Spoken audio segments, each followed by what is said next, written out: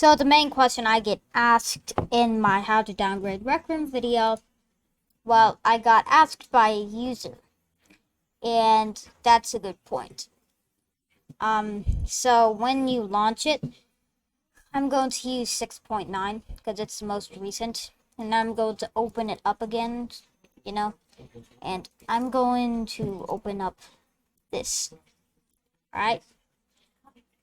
But before you do, you're going to have to run this start server 2018, whichever one, and S or J.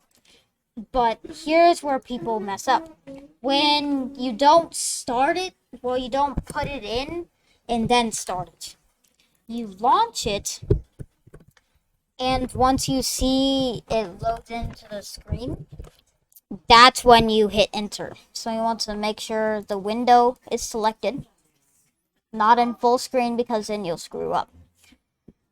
You're going to want to wait till you see it opens. Like there, right here, there's a cross. Well, I mean a bar. And you hit enter right as soon as you see the Rec Room logo. And boom. I hope that you found this little short minute video. Yeah, that's how to fix it. Alright. See you later. Peace.